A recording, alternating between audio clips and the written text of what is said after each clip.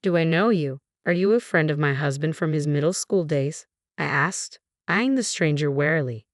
I'm sorry, but you need to leave right now, I insisted, my voice firm and resolute. I'm Jackson, the man introduced himself, seemingly unaffected by my demand. I'm 33 and currently single. Today marked the wedding day of my colleague Lucas, who also happened to be a close friend. As I mingled with guests, a man who claimed to be a relative of Bryce, the groom, approached me and ushered me towards a waiting area just before the ceremony. Physically imposing and with a firm grip, the man guided me forcefully with his strong arms, leaving me feeling uneasy about his intentions. Thinking that perhaps the bride wanted to extend a pre-ceremony greeting, I followed the relative, assuming goodwill. Initially, I admired her apparent courtesy, but that admiration swiftly soured. It became evident that my presence was not welcomed for congenial purposes, but rather as a means of coercion. The bride, waiting in the anteroom, wore a malevolent expression that sent a shiver down my spine. Momentarily taken aback, I managed to compose myself and offered my congratulations. Congratulations on your wedding, I said, trying to maintain a semblance of normalcy. Her response was abrupt and commanding. You need to leave immediately, she ordered, leaving no room for argument. What? I blurted out in disbelief, unable to contain my reaction to the bride's statement. Her response to my question was exasperatingly patronizing. This is precisely why dealing with uneducated individuals is such a hassle, she muttered under her breath, the disdain evident in her tone. It was clear that the bride harbored disdain for my educational background, or rather, the lack thereof. She didn't mince her words as she elaborated. Allow me to clarify. My husband and I hail from esteemed lineage, and today's guests belong to the elite echelons of society. Your presence as a mere high school graduate is jarring and distasteful to me.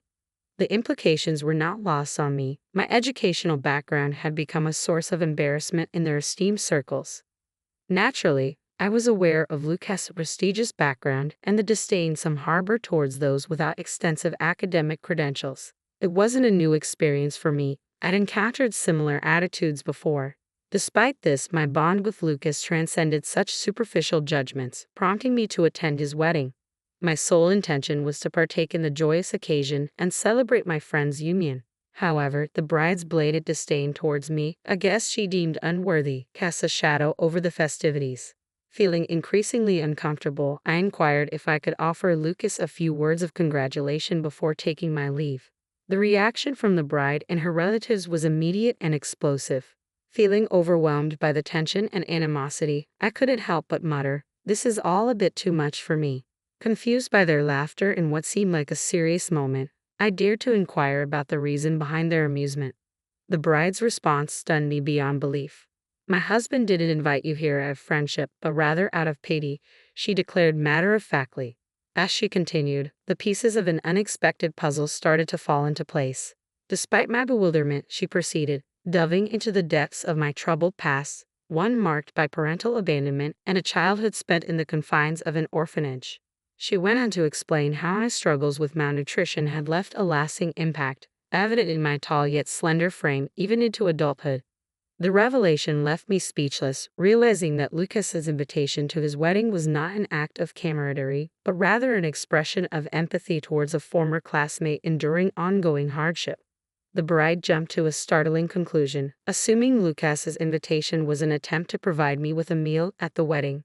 I tried to reason with her, explaining the impossibility of such a scenario, but my protests fell on deaf ears.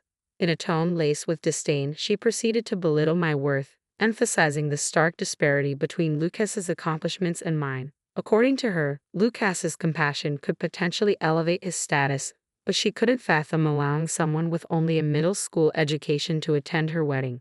She highlighted Lucas' prestigious academic background and successful career, contrasting it sharply with my own humble position as a janitor or security guard in the same company. The bride's words stung with contempt as she dismissed any notion of Lucas feeling sorry for me simply because we were former classmates. To her, the idea was preposterous, bordering on outrageous. We're both employed by the same company, one that's recently entered the public domain and shows considerable promise. It's a sought-after workplace, topping the charts for job seekers. Our company policy prioritizes talent acquisition, meaning individuals deemed valuable can join regardless of academic background.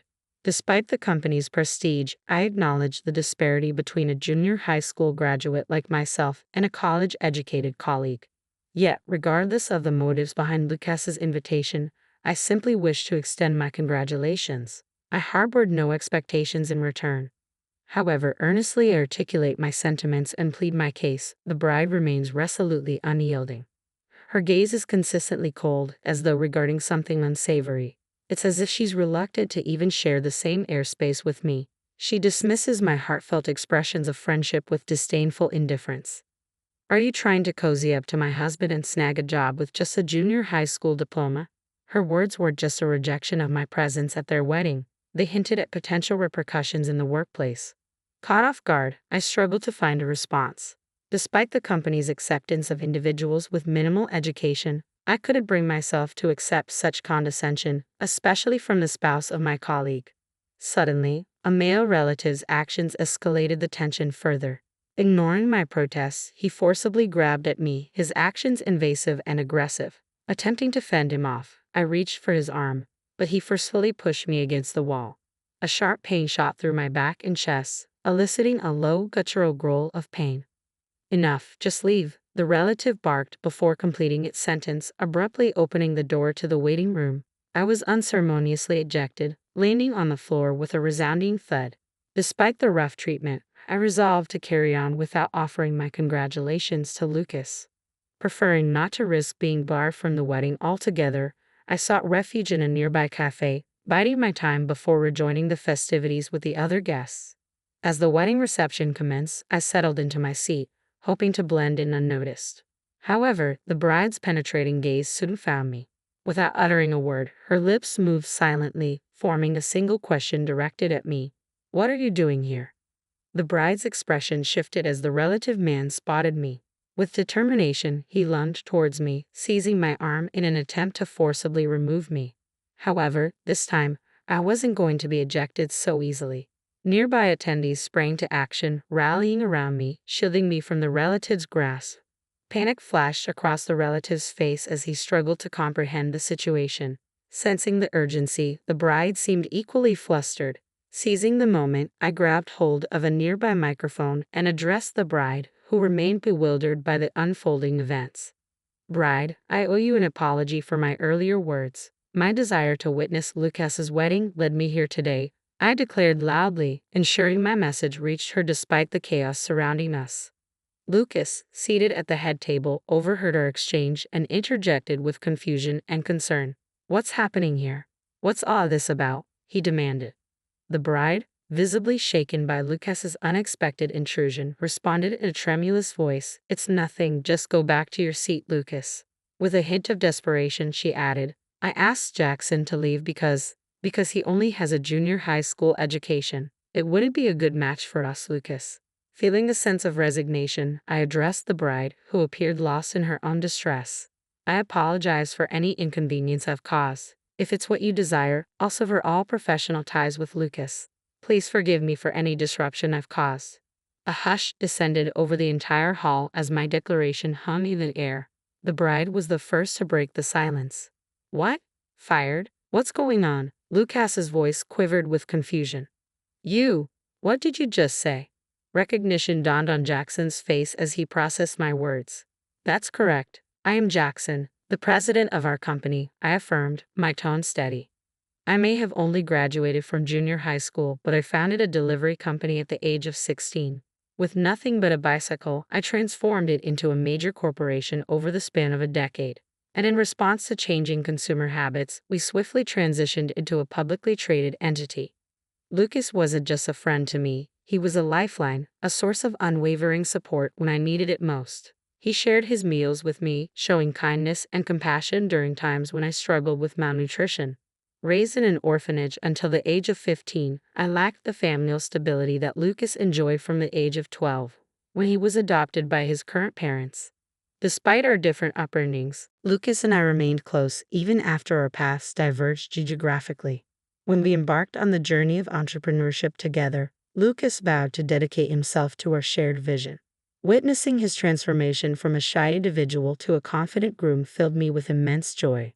My determination to congratulate Lucas stemmed from a deep-rooted friendship and gratitude. I remained steadfast even in the face of the bride's objections. Unbeknownst to me, the bride's disdain stemmed from my educational background, yet I was unaware that being a junior high school graduate didn't preclude me from holding a significant position within our company. The authority to terminate employees rested with me, a fact that the bride herself had acknowledged when she requested I sever ties with Lucas. I gently assured her that I had complied with her wishes. In response, she uttered a cold remark, confirming Lucas's termination. The bride, previously frozen in shock, muttered disdainfully, "Fired? If you're such a failure, I have no use for you." Without hesitation, she renounced the marriage entirely, citing my lack of elite status and high income as deal breakers. It was a startling turn of events as she promptly called off the engagement with Lucas, who had just been dismissed from his job. The attendees erupted in uproar at her abrupt declaration. Amidst the chaos, any semblance of our previously amicable relationship vanished. Accusations flew as she labeled the situation a marriage scam, demanding compensation from Lucas for the broken engagement. Lucas's revulsion was palpable in the midst of the chaos. Quietly, I reached out and tapped the bride on the shoulder as she continued to raise her voice. Leaning in, I whispered, "You might want to start saving that for alimony payments." With that, I initiated a video playback on the projector, revealing footage captured by a phone I had strategically left recording in the bride's waiting room. The recording, inadvertently triggered when a male relative manhandled me, potentially held crucial evidence of my injury. As I was pushed against the wall, the phone fell, continuing to record. What it captured was damning. The bride's indiscretion with the same male relative in the waiting room. As the ceremony commenced, I retraced my steps to the waiting room in search of the phone I suspected I had dropped. To my relief, I discovered it nestled in a corner, untouched. However, the shock of what I witnessed upon playing back the recording left me reeling. Witnessing such deceitful behavior on what should have been a sacred occasion shook me to the core. It was difficult to comprehend how anyone could stoop to such lows. Driven by a sense of moral obligation, I immediately sought out Lucas to disclose the damning evidence. The revelation of the bride's true nature sparked a fiery reaction from Lucas's relatives, who unleashed their fury upon the bride's family. In response, the bride's relatives vehemently denied any association with the man implicated in the recording. They adamantly refused to acknowledge any connection to him. It later emerged that the man accompanying the bride was nothing more than an unfaithful partner. Despite his charming demeanor, he was essentially a freeloader, lacking any meaningful employment. The bride, yearning for a life of prestige and sophistication within an educated family, sought to elevate her status by securing a marriage with Lucas, a gentle and unassuming man. Her intentions were revealed to be far from genuine, painting her in a negative light. In contrast, Lucas, dedicated to his studies and somewhat naive in matters of love, possessed a trusting nature that left him vulnerable to manipulation. Ultimately, I'm grateful that my humble education allowed me to see through the deceitful intentions of those involved. Never did I anticipate that my educational background would prove valuable in such a manner. The deceitful bride faced the consequences of her actions, being ordered to pay a hefty sum of $5 million for wedding expenses and an additional $3 million for terminating the engagement, accumulating the staggering debt of $8 million. As a result of the humiliation she endured, she found herself isolated from her family. Her unfaithful partner, alarmed by the overwhelming debt, fled the scene, leaving her to face the repercussions alone. With her once enviable life now in shambles, the bride was forced into a solitary existence, residing in a rundown apartment and toiling tirelessly day and night in a desperate attempt to repay her debts. The arrival of the deceitful woman inadvertently strengthened the bond between Lucas and me, fostering a deeper friendship as we navigated through the ordeal. Meanwhile, our company experienced a period of rapid and steady growth. Observing Lucas's enduring desire for marriage, I contemplated accompanying him to a matchmaking event in the future.